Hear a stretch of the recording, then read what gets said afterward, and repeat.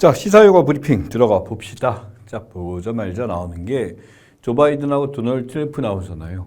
근데 여론조사 보니까 3월 7일, 13일, 39, 38. 조 바이든, 도널드 47, 43. 요즘 지지율이 이렇습니다. 근데 문제가 이 지지율이라는 게 지금 보다시피 둘 다 인기가 없어요. 이게 둘이 비교했을 때 뭐 누가 더 유리하다 이런 것보다도 둘밖에 없는 상황에서 이걸 하는 거는 이것을 지지하지 않는 사람들이 20%가 지금 넘는 거니까 이쪽 같은 경우는 조사 자체가 이렇다는 얘기는 둘 다 싫어. 더블라이트라는 표현을 씁니다. 그러니까 뽑을 사람이 없다라고 하는데 건드릴 때 이제 그 차선을 뽑는다라기보다는 차악을 뽑는 거죠. 내가 지금 둘 다 맞는데. 근데 이 둘 다 어떻게 되냐면 아무래도 둘 다 굉장히 고령이죠. 고령이기도 하고 이제 리턴 매치 한 번 더 붙게 되는 겁니다. 트럼프가 한 번 더 해서 이렇게 되다 보니까 실제로 이제 대통령에 대해서 지금 조 바이든에 대해서도 실망한 게 많지만 한편으로 트럼프에 대해서도 사람들이 그렇게 뭐 독특하죠. 저는 이제 트럼프라는 사람이 계속적으로 이제 후보로 나와서 이렇게 되는 것에 대해서 좀 신비롭게 생각을 합니다. 그러니까 미국이란 사회가 과연 이 사람을 도대체 왜 지지하고 뽑는 것인가라고 했는데 물론 이제 좋아하는 사람들도 있겠죠. 근데 이제 보수층이라는 것 존재하니까. 근데 이 사람이 뭐 좀 발언이나 이런 기타는 이런 거 보게 되면 일반적인 미국 사람들의 성향이 무엇일까라는 데 다시 한번 생각하게 만든 그런 걸 줍니다. 어쨌든 이걸 둘 다 좋아하지 않는다라는 걸 더블 헤이터라고 하고요.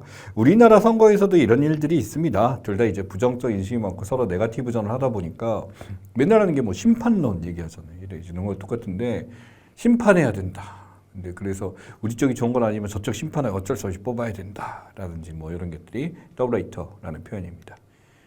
자, 보시면 그 다음에 우리 별이로 지구기한 지금 나와 있네요. 이제 스거이성 우리 별이로 해서 이제 돌아온다라고 하는데 이걸 포획위성이라는 단어 나와 있죠. 일종의 이게 뭐냐면 위성이 이렇게 있었을 때 사실은 이게 이런 말도 있어요. 우주 속의 위성들이 어느 정도 수명을 다하게 되면 그냥 버려놓잖아요. 그러면 이제 우주 속에 우리가 쓰레기를 버린 거다 이렇게 되는 건데 이런 우주 쓰레기에 가서 살릴 수 있는 것들에 대해서 연료도 주입하고 전력 공급해가지고 이걸 다시 돌려주는 것들 이게 바로 이제 포획위성입니다. 일종의 공중 일용 충전기처럼 하는 거예요. 그래서 스거위성 들어가서 이 탑재에 발사한다 이렇게 됐었는데 들어가지고 로펠 결합해가지고 이쪽에 에너지 조각 에너지를 다시 주입해가지고 다시 쓰게 되는 게 포획위성 중에 하나가 됩니다. 그래서 실제 인공위성이 갖고 있는 에너지는 한계가 있기 때문에 이 에너지에 대해서 좀 더 주입하게 되면 그걸 좀 효율적으로 쓰고자 하는 것 중에 하나죠. 또한 이제 우주 속에 이제 쓰레기를 우리가 너무 남용하고 버리는 것은 아닌가 이런 말들 때문에 이러한 것을 수거할 수 있는 이제 아이템도 필요하지 않나? 라는 것에 대해서 지금 얘기를 꺼내고 있습니다.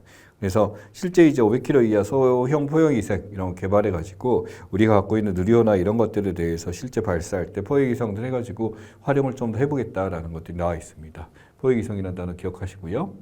수거위성이라고도 하죠. 이제 쓰레기 가져오는 거. 자, 다음에 플랫폼에 엔시트화 과정 나와 있습니다. 이게 처음에 어떻게 되냐면 엔시티피케이션이라는 단어가 나왔죠. 처음에 이제 어느 정도 해요. 어느 정도 이제 사람들을 모으고 이렇게 되다가 갑자기 힘이 쭉 빠지는 이런 거 많이들 경험하셨을 거예요. 보험사도 좀 그렇고요. 그러니까 처음 가입할 때는 막 SK 우리 통신사도 그렇잖아요. 처음 가입할 때 뭐 다 해줄 듯이 하다가 혜택이 있는 것 같다가 갑자기 없어지고. 예를 들어 뭐 저 OTT 보는 것도 처음에 막 라인업이 막 이렇게 좋았었는데 이걸 늘리는 게 아니야. 오히려 하다가 계약이 끝났다면 파라마운트 없애고 막 다큐멘터리 없애고 하게 되는데 뭐지? 내가 보던 게 왜 갑자기 끝나지? 이렇게 되는 거죠. 근데 이때까지 해왔던 것 때문에 어쩔 수 없게 됩니다만 처음에는 이제 사람들을 끌어모으고자 엄청나게 홍보하고 돈 투자하다가 갑자기 그 시스템 없어버린 거예요. 네이버도 그렇죠. 자, 그래서 양질의 무료 서비스 막 모읍니다. 그래서 사람들이 들어와 가입하게 되면 고객 데이터 광고주 유치해 라고 하게 되면 수익 확대 내다 보니까 광고를 늘리거나 과금도 많이 있죠. 유튜브 같은 경우도 프리미엄이 갑자기 등장한다라든지 아니면은 막 요금제 차등화를 통해서 넷플릭스도 이제 처음에 뭐 안 한다고 하더니 결국 하고 그 경험학과 광고비 상승 플랫폼이 나가게 됩니다. 사람들이 실망을 하게 되죠. 그래서 이전에 쓰지 않게 된 이런 것들 중에 하나가 이렇게 되게 됐고 이게 바로 이제 엔시티피케이션인데 쉿이라는 게 들어가죠. N이라는 게 이제 동사용할 때 쉿 이제 똥처럼 바뀌었다, 똥됐다, 망했다라고 하는 것 중에 하나입니다. 그러다 보니까 알리익스프레스나 테무 같은 데서도 지금 나타나게 되는데 처음에는 막 여기서 막 뭐 코인 주고 뭐 하고 막 싸게 하고 저기 1,000원짜리 뭐 판다 이렇게 되는데 막상 들어가서 오랫동안 가입하고 있으면 별거 아니기 때문에 이탈하게 되는 거 이런 것도 있고요. 우리나라 플랫폼에서 많이 나타나는 것 중에 하나입니다.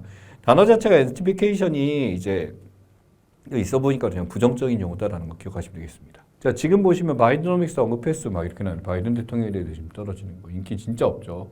공화당에서 지금 하게 되는데 점점 마이너스가 되는 것들 나와 있습니다. 바이브 세션이라고도 이제 부릅니다만 이전에 비해서 객관적으로 경제에 대해서 하게 되는데 심리적으로 지금 너무 안 좋다라는 걸 얘기하는 거예요. 그래서 지금 뭐 10하고 474 해가지고 언급에 대해서 이렇게 떨어진다라고 하는 거죠. 민주당에 대한 언급이 이렇게 떨어지게 되고 하게 되는데 점점 사람들이 어떻게 되냐면 이 경제에 대해서 이제 소비자들이 현상보다도 훨씬 더 심리적으로 이걸 안 좋게 본다라고 하는 것 중에 하나입니다. 미국에서도 지금 이게 많이 나타나게 되는데 인플레이션 자체가 엄청나게 성장하다 보니까 또 괜찮다 괜찮다 맨날 얘기하는데 사람들이 보기에 소비자 심리에서는 굉장히 이게 심하다 보니까 이렇게 나타나는 현상이다라고 하는 거죠. 그러다 보니까 대부분이 이제 뭐가 있냐면 그 싱가포르, 멕시코 지금 나와 있습니다만 대부분 다 개인의 재정이나 이런 것들에 대해서 지금 굉장히 비관적이다, 문제가 있다. 실제 상황에 대해서는 분명히 나쁘냐 괜찮은데 괜히 안 좋은 것 같다라고 하는 거. 우리나라 사람들도 아무리 돈을 벌고 안정적으로 살 수 있어도 왜 이렇게 경기가 안 좋냐, 먹고 살기 힘들다, 지갑이 없다 이런 얘기하는데 이게 바이브 세션. 그래서 어떻게 보게 되면 실제 상황과는 관계없이 본인의 심리적으로 느끼는 주관적인 빈곤에 대한 그런 얘기 기억하시면 되겠습니다.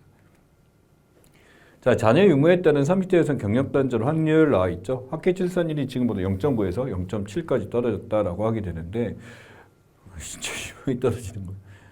그러니까 이게 뭐냐면 유무에 따라 경력 단절이 심하다라는 거예요. 자녀가 있으면은 경력 단절 될 수밖에 없고 그렇지 않으면 된다라고 하는 건데 우리 차일드 페널티라는 말이 있어. 아이가 있음으로써 갖게 되는 것 중에 하나죠. 출산으로 인해서 어떤 고용에 대한 불이익을 겪게 되는 차일드 페널티라고 하게 됩니다. 아이 기를 때 어떤 여성에 대한 역할에 대해서 강조하는 경우가 많죠. 뭐 저희 집 같은 경우도 이제 제 부인이 이제 아이가 있음으로써 이제 재택근무로서 신청하다가 거의 지금 업무에 대해서 거의 뭐 빠져나온 상황이에요. 예. 대화도 많이 벌어야죠. 라는 것도 있지만 전화 안 하나요? 라고 하는데 하죠. 하는데 상황에 대해서 이제 아이를 낳아 보니까 본인에 대한 어떤 본능적인 것도 있는 것 같아요. 이 아이를 자기가 키워야 된다. 딴 사람이 손대는 거 싫다. 이런 것도 있어요. 나이가 좀 있다 보니까 이런 것도 있는데 이게 어떤 경력 단절이 되게 되면 다시 돌아가기 굉장히 힘들게 됩니다. 그래서 출산율에 대해서 이게 커리어를 계속 이어갈 수 있도록 국가에서 정책들을 계속 해줘야 될 텐데 이거 쉽지도 않고 그러다 보니까 학교 출산율이 이렇게 계속 떨어지게 됨으로써 문제가 커지고 경력 단절 우려에 대해서 사람들이 있다 보니까 출산율이 여전히 떨어지고 그래서 저출생 대책위원회 같은 경우도 국가에서 만들어지는 이유가 여기에 상통하는 내용이다라고 볼 수 있겠죠. 런웨이입니다. 스타트업 런웨이라고 해서 실제 도와주는 업체에 대한 그런 얘기 있습니다만 런웨이란 말은 여러 가지가 있을 수 있겠죠. 패션쇼에서 이제 걸어가는 그 라인들에 대해서 런웨이라고 할 수 있습니다만 여기 나와 있는 런웨이는 스타트업이 초반에 이제 어떤 유지할 수 있는 기간, 어떤 보유 자금을 생존할 수 있는 기간입니다. 그 보유 자금이 적게 되면 캐시가 적게 되면 당연히 이 기간 짧겠죠. 그러니까 어느 정도 이제 캐시가 있어야 되고 기본적인 시드머니를 가지고 얼마 동안 런웨이를 해야 될까. 그래서 사람한테 알리는 거죠. 우리가 이제 마케팅에서도 처음에 이제 도입기가 있고 성장기가 있고 이제 뭐 안정기, 쇠퇴기 이렇게 있습니다만 처음에 도입기 기간 동안 자금이 들어갈 수밖에 없고 마이너스가 될 수밖에 없어요.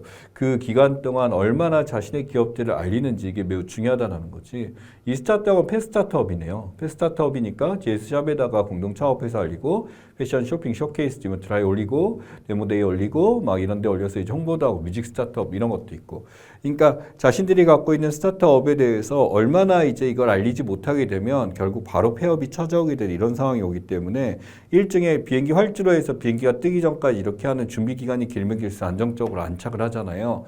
근데 이 기간 동안 결국 그 가속을 밟지 못하게 되면 뜨지 못하고 망하게 되는 거니까 스타트업이 갖게 된 초반의 런웨이 이제는 이 런웨이를 좀 더 길게 잡아야 된다. 그만큼 사람들의 경쟁이 많아지고 하기 때문에 다양한 기업들이 등장하기 때문에 금방 이러한 스타트업들에 대해서 사람들이 집중해주고 알아주는 게 낮아져서 이렇게 되는 겁니다. 그러니 이게 예측하기 쉽지가 않죠. 그래서 예측을 도와주는 업체들입니다.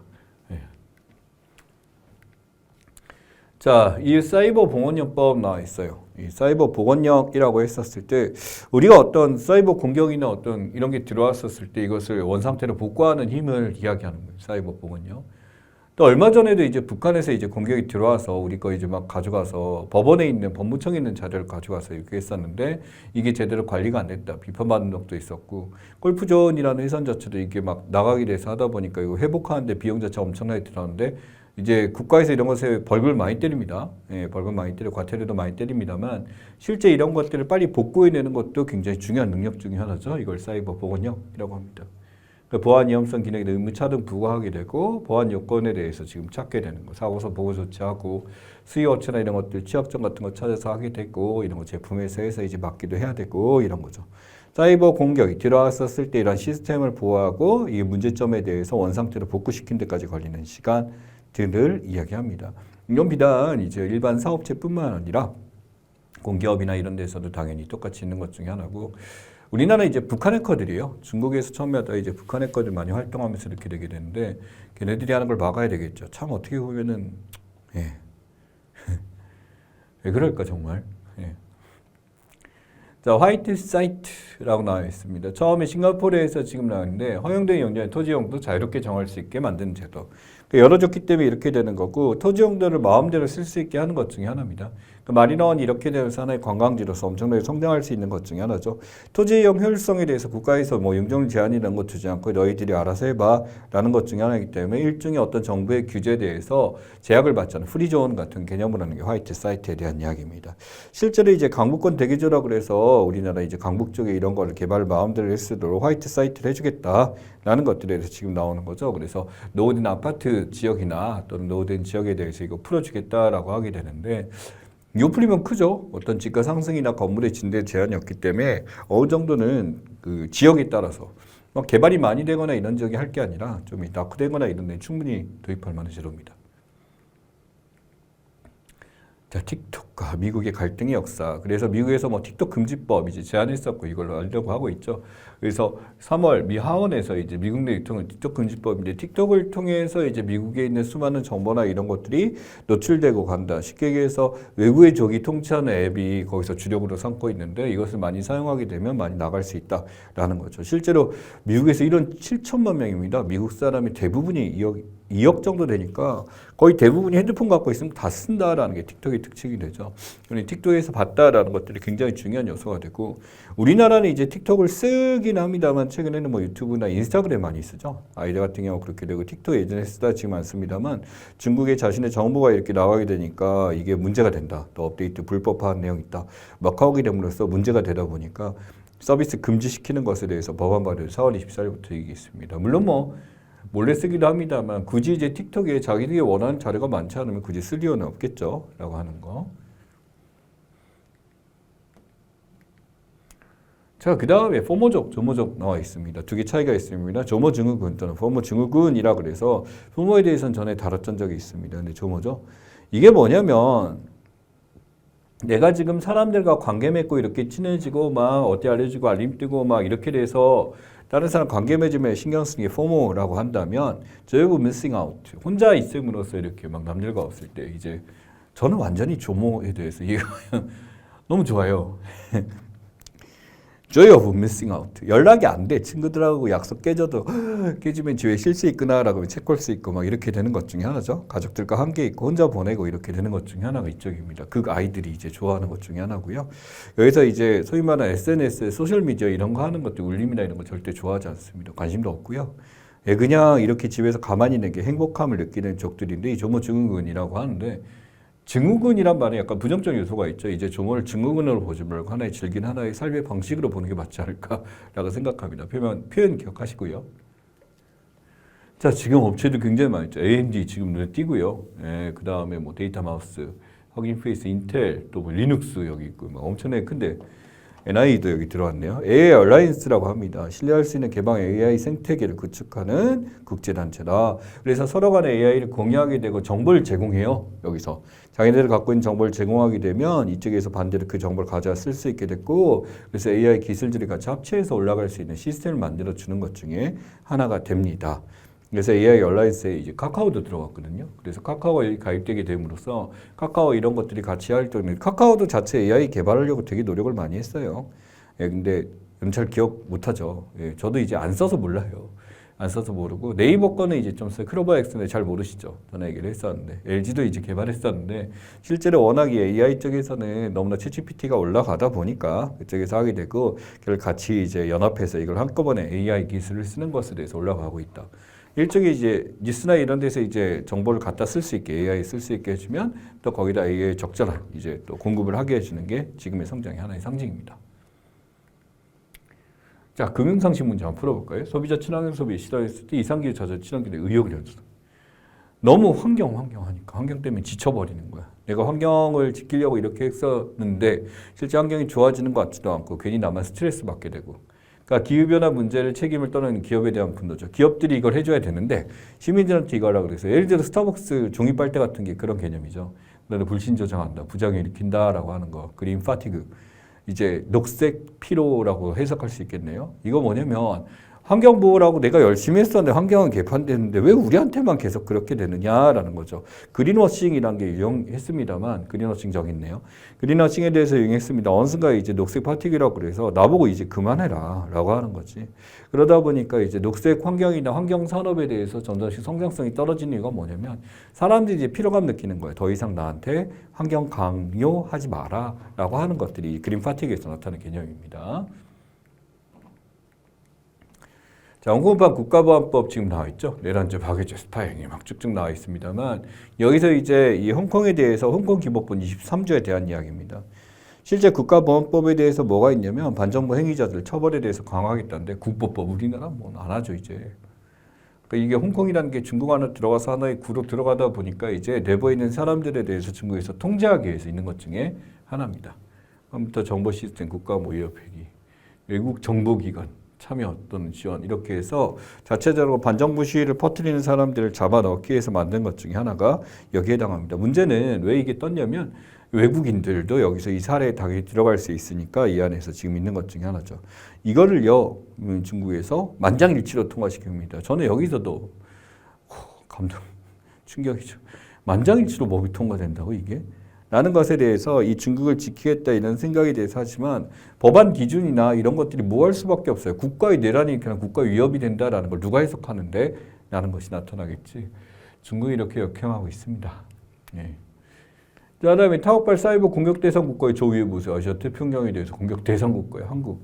그만큼 또 이게 발전했으니까 이렇게 된 것들 또 하나입니다. 우크라이나 유럽 쪽에 지금 있고 이스라엘이 있습니다만 여기서 보자면 이전에 지역별 발생 공격자 한국은 바로 북한이죠. 북한이 이렇게 지었잖아요. 대만 또 중국이죠. 그렇다 보니까 저렇게 공격 많이 받고 인도는 또 옆에 파키스탄, 아프가니스탄이죠. 공격 많이 받게 되는 나라가 상대적인 이제 반국들이 있을 때 이렇게 되는 것 중에 하나입니다. 그래서 여기서 지금 뭐냐면 스팸 어플라지 나와 있습니다만 스팸처럼 이제 가짜 정보가 그만큼 우리나라에 많이 퍼졌다라는 거예요. 한편으로 여러분이 어떤 정보를 볼 때 이런 것을 걸러낼 수도 있어야 된다라는 거죠. 카모플라주라고 하죠. 보통 발음 그대로 해가지고 있었던 위장 전술 같은 거, 스팸으로 위장 전술로 이제 가짜 정보나 이런 것들 흘려서 이렇게 되는 것들. 그러니까 북한에 대해 사이버 공간에 조작된 정보들이 우리나라 쏟아지게 되는 것들, 이런 걸 스팸어플라지라고 합니다. 자, 그 다음에 여기 보면은 스캔코인이라고 하는데 소위 말하는 뭐 시쳇말 짭코인이라고 하죠. 코인 같지도 않은 코인 가짜로 만들어갖고 사람한테 정보를 막 꺼냅니다. 그래서 사기, 스캠에다가 이제 코인 붙여서 이렇게 되는데 가상화폐 하나예요. 그래서 유명인 친분이 있어서 이런 거 있다라고 막 퍼뜨리고 막 썰하게 한 다음에 한 방에 그냥 후루룩 팔아버리는 것 중에 하나지. 그러니까 비트코인이 급증하고 있으니까 이런 스캔코인에서 이게 그 다음으로 이게 막 뜰 거다, 뭐 제2의 비트코인이다, 뭐 이렇게 하면서 하다가 펌핑해서 막 허위 과장 광고 막 연예인 하서 이렇게 되다 보니 사람들이 오 좋은가 해갖고 사는데 갑자기 투자할 때 화다닥 해서 청산되는 경우, 없어지는 경우, 하루에도 수많은 코인들이 이렇게 만들어졌다가 없어지게 되는 경우가 이렇게 많이 있습니다.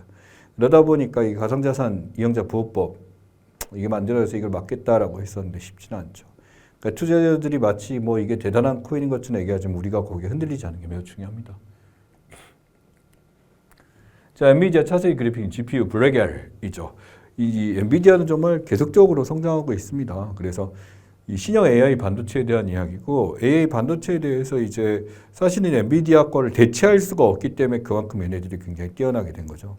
그러다 보니까 이제 여기서 이제 데비드 헤럴드 블랙엘이라는 이제 흑인이었죠. 그 사람을 기르기 위해서 블랙엘이라는 이름으로 이렇게 만들었었고, 나름대로 이제 이전에 비해서 훨씬 더 연산 속도가 빠르고 25배, 25배 정도 이제 또 뛰어나더라고 합니다. 출원율 5배 향상돼서 이렇게 되는데, 지금 이게 하게 되면 나름대로 AI 기술이 한 단계 올라가게 됩니다만, 이전 것도 이제 AI가 AI 반도체는 독점화됐었는데, 여기까지 블랙엘까지 나오게 되면 엔비디아의 독주는 계속될 수 있겠네요. 자, 법무부 해외원격 근무자들이 국내에서 관광 즐기면서 장기철 디지털 노마드 비자를 시범 운영합니다. 자, 이게 뭐냐면요. 이 직업에 대해서 이제 노마드라거나 잡노마드에 대한 얘기인데, 외국에서 지금 우리나라 왔단 말이야. 오게 되면 이 사람들에 대해서 이제 나름대로 직업을 유지할 수 있도록 하는 것 중에 하나예요. 그러니까 갑자기 이제 비자가 안 나왔고 했었는데 한국에서 경제 창출하고 돈 많이 쓰고 있는데 나가는 거 그렇잖아요. 그래서 바꾸는 것 중에 하나고, 커리어 노마드 같은 경우는 뭐냐면 직장이나 이렇게 일자리에 대해서 자기가 이제 상황에 따라 필요하면 그만두고 다른 데 옮기고 하게 되는데, 제가 좀 이제 부럽다라고 약사. 그러니까 그만두고 여행 이렇게 한참 갔다 오더라고 금방 자리를 구하더라고요. 그만큼 수요가 있고 한다라는 거죠. 평생 직장이나 이런 것 없이 자기가 원하는 데로 갔다 하는 커리어 노마드의 특징이다라고 보시면 될 것 같습니다. 자, 그래서 이제 우리 모의고사 시사상식 기출문제 확인해 보도록 하죠. 다음 중 정부가 벤처 캐피탈에 투자하는 재간접 펀드는 이라고 나왔어요. 재간접 펀드인데 국가가 여기에다가 다시 넣어서 이렇게 되는 것 중에 하나죠. 그래서 이거를 펀드 오브 펀드라고 부르기도 하고 모태 펀드라고 부르게 됩니다. 바로 여기서 나오는데 재간접 펀드다. 캐피탈에 다시 투자해서 이렇게 되는 게 모태 펀드의 특징입니다. 그래서 투자조합이나 이런 데 통해서 다시 투자하게 되는 게 여기에 시스템이 이렇게 들어가게 되는 거고요. 벤처 캐피탈 어떤 자금에 투자하게 되고 여기서 벤처에서 투자해서 먹게 되니까 간접성을 띠게 됩니다. 그래서 간접적 펀드, 모태 펀드 기억하시기 바랍니다. 자, 노벨 경제학상 2023년에 받은 거. 노벨상에 대해서는 받을 때마다 한 번씩 꼭 확인을 해줘야 돼요. 그래서 이제 그 여러 가지 학자들이 있었습니다만 경제학상에 대해서 이 노동시장에 대해서 여성학자였죠. 바로 골딘, 클로디아 골딘에 대해서 했었고 우리 자료에서도 이제 다뤘었던 것 중에 하나입니다. 이제 골딘 명예교수죠. 이제는 경제학 교수고 노동경제학에 대해서 어떤 대가로서 알려진 것 중에 하나고요. 실제로 성별에 따라서 소득 격차가 어떻게 되는지 이걸 정확하게 증명해냈다 그래서 유명해진 학자입니다. 그래서 기억하시고요. 한번 소상공인의 폐업 사망들의 피해 구조를 지원하는 중소기업 중앙회의 제도는 중소기업 중앙회에서 지금 하는 것 중에 하나죠. 생각보다 뉴스에 많이 나오는 것들 중에 하나고요. 그래서 사업주 퇴직금이나 이런 것들 많이 해서 공제제도인데 노란우산 공제에 대한 이야기입니다. 그래서 실제로 이제 공제금에 대해서 2007년 처음 만드는 소상공인 보호하기 위해서 많이 활용했었던 것 중에 하나죠. 돈을 빌려주는 게 아니라 공제라는 것에 대해서 이게 지금 뭐냐면 사망이나 폐업 등 여기서 퇴직이나 이런 것들 챙겨주는 제도다 기억하시면 좋겠습니다. 4번 한국은행의 통화신용전체 주요사항을 심의 의결하는 정책 결정이고 한국은행의 시스템에 대해서 전체적으로 기억해달라라는 문제 중에 하나죠. 그래서 실제 여기서 이제 다 관리를 하게 되는 것들 중에 하나입니다만 여기 보면 통화신용정책이라고 했어요. 통화신용정책 통화 내용이 반드시 들어가야 되겠지. 통화에 대한 관리가 이르는 재정경제 전체가 아니고 이건 연구원이니까 정책 결정이 아니죠. 금융통화위원회 딱 좋죠. 소비자보호처당에 소비자 있으니까. 내용 갖고 고르기에 딱 이름으로 판단하게 할 수 있었던 것 중에 하나죠. 솔직히 우리가 한국은행 안에 있는 그 수많은 위원회들 다 외울 수는 없어요. 근데 그 임무에 대해서 한 번 정도는 점검하고 가야겠다라는 문제 중에 하나입니다. 자, 5번 영국 옥스퍼드 영어사전이 선정 2023년 올해의 단어. 우리 맨 초반에 이제 다뤘던 것들 중에 하나죠. 그래서 여기서 지금 했었던 것 중에 올해의 단어입니다. 과거에서 지금 했었던 것 중에 하나라. 그래서 올해의 단어 바로 리즈에 대한 얘기. 마지막 4번에 지금 나와 있는 것들 중에 하나죠. 리즈라고 해서 사실은 그렇습니다. 지금 얘네가 Z세대 다음에 이제 있었던 것 중에 하나인데 리즈라는 단어가 우리가 너희 리즈는 언제냐? 라고 하면서 이제 있는 것 중에 하나죠. 그래서 최고로 이렇게 된 것 중에 하나고 너희 최고의 시절은 언제냐? 라고 하는 것 중에 하나. 그래서 리즈 시절, 제가 요새 외모가 리즈를 찍고 있어 라고 하는데 가장 이성을 끌어들이는 매력이 최고의 시절 리즈 시절이라고 합니다. 그래서 뭐 저는 이게 예전에 이제 리즈 유나이티드라 그래갖고 그때 제일 잘 알았는 줄 알았더니 이제 리즈라는 단어가 이제 Z세대에 대해서 이전 세대에 대한 개념으로 만들어진 단어더라고요. 6번 공정거래위원회가 공시대장 기업 집단을 지정한 자산 규모의 기준은 공시대장 기업 집단에서 당연히 나왔던 것들 중에 하나고 일반적으로 시가총액에 대해서 5조 원 이상 기업 집단에 대해서 지금 표현합니다. 그래서 이번에 나와 있는 거고 이런 거는 뭐 이해를 한다라기보다는 나왔을 때 이제 점검하고 한 번씩 보고가야 되는 것들 중에 하나죠. 7번 제22대 국회에서 원내 정당이 아닌 당은 이번에 이제 22대 국회에서 원내 정당이라고 하면 원내 정당을 꾸릴 수 있는 당들을 얘기한 거죠. 그래서 여기서 지금 이제 하나도 원내 정당은 원내의 국회의원을 진출시켰느냐 못 시켰느냐에 대한 얘기예요. 그러면 진출시키지 못한 당이 여겨야 되는데 그래서 굉장히 말이 많았대요. 바로 녹색정의당이었죠. 단 한 명도 국회의원을 배출하지 못하게 됐습니다. 근데 사실 이제 한석도 차지하지 못하게 되니까 환경에 대한 얘기를 뭐 그 간과했다라기보다는 이게 원내 정당에서 원내 정당으로 빠진 이유가 이 녹색정당 내부에 대해서 약간 좀 지도자 라인에서 문제가 있었죠. 페미에 대한 얘기도 있었지만은 내부적으로 깔끔하지 못하게 마약에 대한 어떤 뭐 리스크도 있었고요. 그러다 보니까 문제가 된 것 중에 하나입니다. 문제는 이제 정의당과 함께 했었는데 단 한 명도 이제 못하게 됨으로써 이 심상정 이제 대표가 이제 물러나기도 했죠. 8번 1969년 노벨문학상을 수상한 사무엘 베케트의 대표적인 희곡 작품 쉽지 않은 문제입니다. 근데 이 사무엘 베케트라는 학자가 이제 했었다라는 것에 대해서 했지만 워낙 이 내용 자체가 굉장히 유명하고 많이 활동됐었던 것 중에 하나예요. 그래서 바로 이 고도를 기다리며 라는 작품이고요. 이 희곡에 대해서 이전과는 다른 내용에 대해서 지금 있었기 때문에 유명해진 것 중에 하나입니다. 2번이죠. 진짜 상식이네요. 자, 우리나라가 193번째로 정식 수교를 맺은 국가는인데 우리가 순서대로 국가를 기억할 수가 없어요. 근데 이번에 여기하고 맺게 됨으로써 이제 알려지게 된 거다라고 보시면 되겠죠.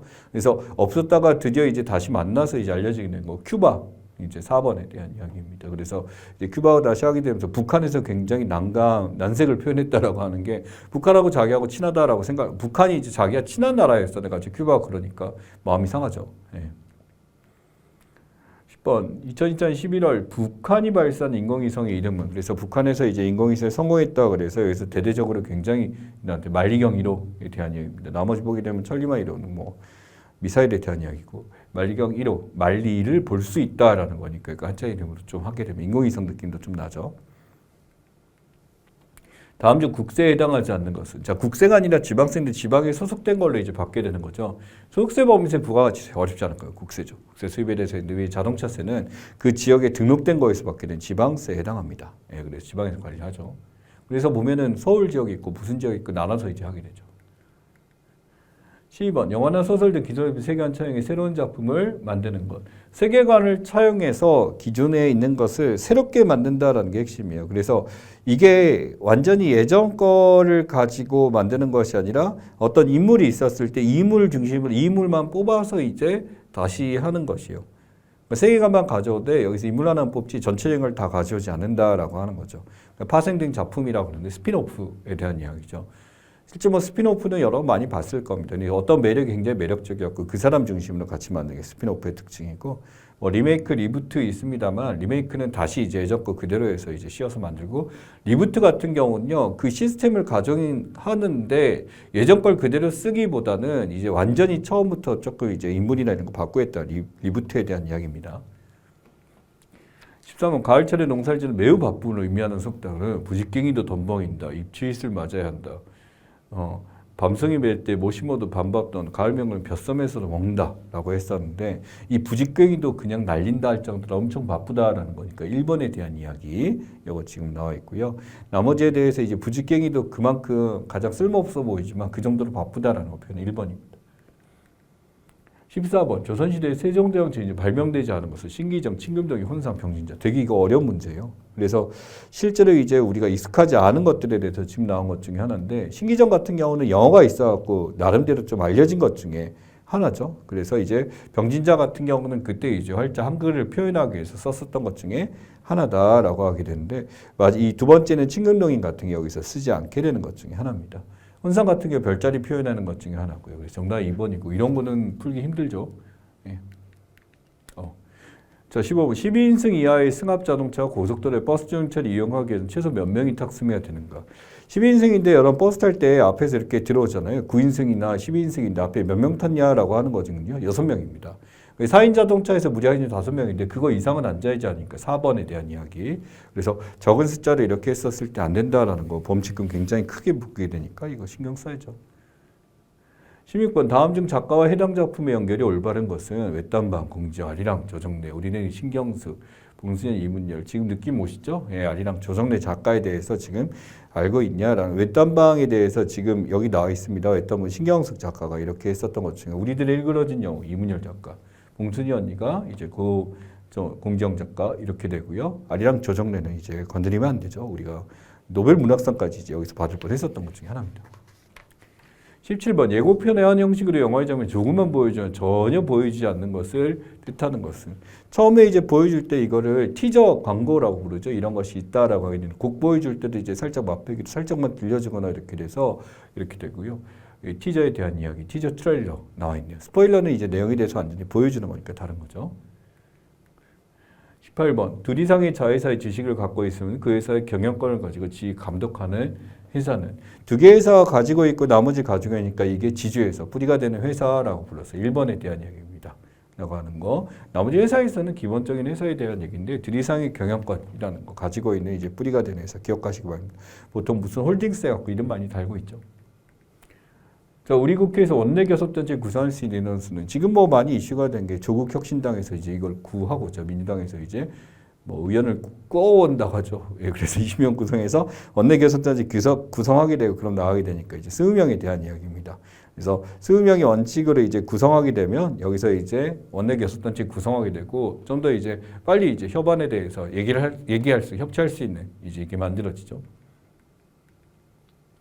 20번. 2024년 개원 서울의 봄의 배경이 된 역사적 사건은인데 12.12 쿠데타에 대한 이야기 아마 잘 아시게 될 겁니다. 군사 반란이었고 전두환 대통령이 했었던 그런 뭐 사례 대세인데 영화를 정말 저는 정말 재밌더라고요. 아, 예. 알고 있으니까 뭐 그런 것도 있습니다. 전두환 그때 쿠데타에 대한 얘기고 전 정말 재밌었습니다. 근데 더 못 봤어요. 아이 때문에 울어가지고. 21번. 이슬람력의 9월에 해당하며 이슬람계는 의무적으로 금식을 하는 신성하게 하는 굉장히 유명한 것 중에 하나입니다. 라마단이라고 해서 이 9월 동안 이제 금식을 이제 이 기간 동안 하게 되고 결국 이때 이제 해가 떠 있는 동안 하루 5번 동안 기도를 하면서 이제 아무것도 먹지 않는 하는 것이 여기입니다. 자, 22번. 세계 3대 신용평화에 꼽히지 않은 것은 이거 뭐 매년 한 번씩 이렇게 되죠. 무디스나 스탠다드 앤 푸어스 나와 있고 피치사. 그런데 마지막인 DNB 같은 경우는 여기에 해당하지 않는 것 중에 하나입니다. 라고 하는 거. 그래서 실제 이제 전문 기관에 대해서 많이들 묻고 있는 것 중에 하나입니다만 3대 회사는 기억하시고 나머지에 대해서 지금 보시면 되겠습니다. 자, 23번. 상담이나 의사소통 구축된 상호 신뢰관계, 심리학 용어인데 심리를 할 때 면접을 볼 때도 이것을 구성해야 된다. 서로 마음이 통했느냐라고 했을 때 라포르라고 부르고요. 여기 뭐 라포 또는 레포르라고 이제 부르게 됩니다. 그래서 교육이나 이렇게 면접에서 할 때 많이 쓰는 것 중에 하나예요. 다음 중 법률 성립의 3요소에 해당하지 않는 것은 이라고 했는데 범죄 성립에 대해서 우리가 했었을 때 어떤 것은 해당이 안 되냐 구성 요건에 해당성, 위법성, 책임성, 위법성, 조각 사유라고 해서 또 이 요소는 깨지게 되면 범죄가 안 되는데 모욕성, 모욕을 줬다라는 건 상대방에 대해서 이제 표현하는 것 중에 하나니까 여기에 대해서는 이 기준 자체가 모호하기 때문에 여기 들어가는 게 아니죠. 근데 나머지는 반드시 이게 범죄로 되기 위해서 구성되어야 되는 요소들에 해당하게 됩니다. 그래서 기억하시고 모욕성은 여기에 해당되지 않는다. 알고 가시면 좋겠습니다. 자, 202호 여기까지 이제 살펴봤고요. 이번에는 약간 정치적 요소들 많이 있었습니다만 개념상에 나와 있는 건 특별하지 않다 보니까 실제 출제되는 문제 유형들이 이제 언론사나 이쪽 같은 경우는 좀 세세하게 이제 물어보는 경향이 있고 딴에는 과거 상식 같은 경우도 있으니까 꼭 시사적인 것뿐만 아니라 과거에 대해서도 여러분들 좀 국사나 이제 세계사나 문학 작품이라는 것들 다 살펴봐야 된다는 거 잊지 마시기 바랍니다. 고생 많이 하셨습니다.